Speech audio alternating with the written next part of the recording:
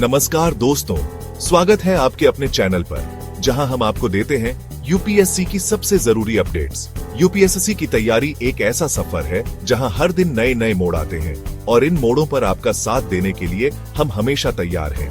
आज हम कवर करने जा रहे हैं मई 2025 के टॉप 10 करंट अफेयर्स जो प्रीलिम्स और मेंस दोनों के लिए बेहद महत्वपूर्ण है। ये वो मुद्दे हैं जो न सिर्फ आपके ज्ञान को बढ़ाएंगे बल्कि आपको परीक्षा में एक बढ़त भी दिलाएंगे। तो बिना देर किए शुरू करते हैं। दोस्तों, पहला अहम मुद्दा है इंडिया स्टैक का ग्लोबली लॉन्च। आप जानते ही होंगे कि India stack digital public infrastructure का एक बेहतरीन उदाहरण है जिसने भारत में क्रांति ला दी है। यूपीआई से लेकर डिजी लॉकर तक इसने आम आदमी की जिंदगी को कितना आसान बना दिया है। लेकिन अब इंडिया स्टैक को दुनिया भर में लॉन्च किया जा रहा है। इसका मतलब है कि अब दूसरे देश भी इसका इस्तेमाल करके अपने नागरिकों को बेहतर सेवाएं दे पाएंगे। यूपीएससी के नजरिए से देखें तो ये मुद्दा बेहद महत्वपूर्ण हो जाता है। प्रीलिम्स में आपसे इंडिया स्टैक के बारे में डायरेक्ट सवाल पूछे जा सकते हैं, जैसे कि इसके अलग अलग कंपोनेंट्स क्या हैं, इसके क्या फायदे हैं। वहीं मेंस में आपसे इसके सामाजिक और आर्थिक प्रभावों पर, इसके अंतर्राष्ट्रीय महत्व पर, यहां तक कि इसके चैलेंजेस पर भी सवाल पूछे जा सकते हैं। इसलिए इंडिया स्टैक के बारे में हर पहलू को अच्छे से समझना बहुत जरूरी है। दोस्तों, दूसरा महत्वपूर्ण मुद्दा है जलवायु परिवर्तन। आईपीसीसी यानी intergovernmental panel on climate change ने अपनी नई रिपोर्ट जारी कर दी है और ये रिपोर्ट चिंताजनक है। रिपोर्ट में साफ साफ कहा गया है कि अगर हमने अभी कदम नहीं उठाए तो जलवायु परिवर्तन के भयानक परिणाम भुगतने पड़ेंगे। ग्लोबल वार्मिंग बढ़ेगी, ग्लेशियर पिघलेंगे, समुद्र का स्तर बढ़ेगा और प्राकृतिक आपदाएं बढ़ती जाएंगी। भारत जैसे विकासशील देश के लिए जलवायु परिवर्तन एक बहुत बड़ा खतरा है। यहाँ की अर्थव्यवस्था का एक बड़ा हिस्सा कृषि पर निर्भर करता है और जलवायु परिवर्तन का सीधा असर कृषि उत्पादन पर पड़ेगा। मेंस परीक्षा में आपसे जलवायु परिवर्तन के भारत पर पड़ने वाले प्रभावों पर विस्तार से लिखने को आ सकता है। इसके अलावा भारत सरकार द्वारा जलवायु परिवर्तन से निपटने के लिए उठाए जा रहे कदमों पर भी सवाल पूछे जा सकते हैं। इसीलिए आईपीसीसी की रिपोर्ट को ध्यान से पढ़ें और जलवायु परिवर्तन से जुड़े सभी पहलुओं को समझें।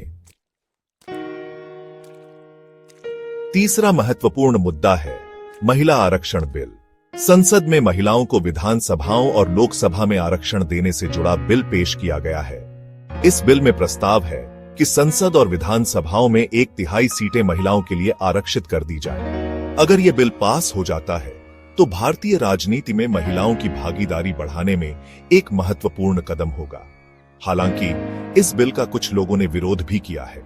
उनका कहना है कि आरक्षण से योग्यता की अनदेखी होगी और महिलाओं को राजनीति में सच्ची बराबरी नहीं मिलेगी। यूपीएससी के नजरिए से महिला आरक्षण बिल एक बहुत ही महत्वपूर्ण मुद्दा है। प्रीलिम्स में आपसे इस बिल के प्रमुख प्रावधानों के बारे में पूछा जा सकता है, जबकि मेंस में आपसे इसके सामाजिक, राजनीतिक और कानूनी पहलुओं पर विस्तार से लिखने को कहा जा सकता है। चौथा महत्वपूर्ण मुद्दा है G20 समिट। इस साल भारत G20 समिट की मेजबानी कर रहा है। G20 दुनिया की 20 सबसे बड़ी अर्थव्यवस्थाओं का एक समूह है और इसकी मेजबानी करना भारत के लिए एक बड़ी उपलब्धि है। G20 समिट में वैश्विक महत्व के कई मुद्दों पर चर्चा होती है, जैसे कि आतंकवाद, जलवायु परिवर्तन, व्यापार और निवेश। इस समिट में भारत अपनी बात दुनिया के सामने रखने का मौका चूकेगा नहीं। भारत ने इस समिट के लिए जो थीम चुनी है वह है one earth, one family, one future. यह थीम दुनिया के सामने एकता और सहयोग का संदेश देती है। यूपीएससी के नजरिए से G20 समिट और इसमें भारत की भूमिका एक महत्वपूर्ण मुद्दा है। प्रीलिम्स में आपसे G20 के बारे में प्रश्न पूछे जा सकते हैं, जबकि मेंस में आपसे इस समिट के महत्व और इसमें भारत की भूमिका पर विस्तार से लिखने को कहा जा सकता है। पांचवा महत्वपूर्ण मुद्दा है आदित्य L1 मिशन। भारत ने हाल ही में अपना पहला सौर मिशन आदित्य L1 लॉन्च किया है। यह मिशन सूरज के बाह्य वायुमंडल का अध्ययन करेगा और सौर तूफानों, सौर ज्वालाओं और अन्य सौर गतिविधियों के बारे में जानकारी प्रदान करेगा। यह मिशन भारत को अंतरिक्ष अनुसंधान के क्षेत्र में एक प्रमुख शक्ति बनाने की दिशा में एक बड़ा कदम है। आदित्य L1 मिशन से प्राप्त जानकारी से हमें धरती के वायुमंडल और जलवायु पर सूरज के प्रभाव को समझने में मदद मिलेगी। यूपीएससी प्रीलिम्स के लिए इस मिशन के उद्देश्यों, प्रमुख उपकरणों और इसके महत्व को ध्यान से समझें। छठा महत्वपूर्ण मुद्दा है सेमीकंडक्टर मिशन। आज के डिजिटल युग में सेमीकंडक्टर चिप्स की महत्ता किसी से छिपी नहीं है। चाहे स्मार्टफोन हो, कंप्यूटर हो या फिर कोई भी इलेक्ट्रॉनिक उपकरण, सभी में सेमीकंडक्टर चिप्स का इस्तेमाल होता है। लेकिन भारत अभी तक सेमीकंडक्टर चिप्स के मामले में दूसरे देशों पर निर्भर है। इस निर्भरता को खत्म करने और भारत को सेमीकंडक्टर चिप्स के मामले में आत्मनिर्भर बनाने के लिए सरकार ने सेमीकंडक्टर मिशन की शुरुआत की है। इस मिशन के तहत भारत में सेमीकंडक्टर चिप बनाने वाली फैक्ट्रियां लगाई जाएंगी और इस क्षेत्र में रिसर्च एंड डेवलपमेंट को बढ़ावा दिया जाएगा। ये मिशन भारत की अर्थव्यवस्था और सुरक्षा दोनों के लिए बेहद महत्वपूर्ण है। यूपीएससी मेंस के लिए इस मिशन के उद्देश्यों, इसकी आवश्यकता और इसके लाभों को ध्यान से समझें। साथ ही इस मिशन के सामने मौजूद चुनौतियों और उनके समाधान पर भी विचार करें। सातवां महत्वपूर्ण मुद्दा है यूनिफॉर्म सिविल कोड यूसीसी पर सुप्रीम कोर्ट की टिप्पणी। सुप्रीम कोर्ट ने हाल ही में केंद्र सरकार से पूछा है कि वह देश में यूनिफॉर्म सिविल कोड लागू करने के लिए कब तैयार होगी। यूनिफॉर्म सिविल कोड का मतलब है कि देश के सभी नागरिकों के लिए विवाह, तलाक, विरासत और गोद लेने जैसे मामलों में एक जैसे कानून हों। वर्तमान में भारत में अलग अलग धर्मों के लिए अलग अलग व्यक्तिगत कानून हैं। सुप्रीम कोर्ट की टिप्पणी ने इस मुद्दे को एक बार फिर से बहस के केंद्र में ला दिया है।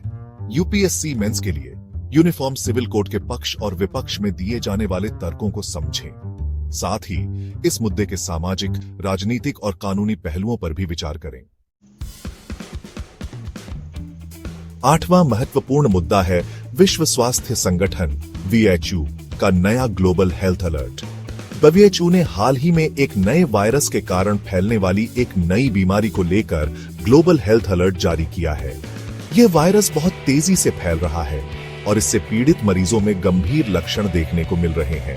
WHO ने सभी देशों को इस नए खतरे से निपटने के लिए तैयार रहने की सलाह दी है। भारत सरकार ने भी इस खतरे को देखते हुए कई कदम उठाए हैं। हवाई अड्डों और बंदरगाहों पर स्क्रीनिंग बढ़ा दी गई है और अस्पतालों को भी अलर्ट पर रखा गया है। यूपीएससी प्रीलिम्स के लिए इस नए वायरस, इसके लक्षणों, इसके फैलने के तरीकों और इससे बचाव के उपायों के बारे में जानना जरूरी है।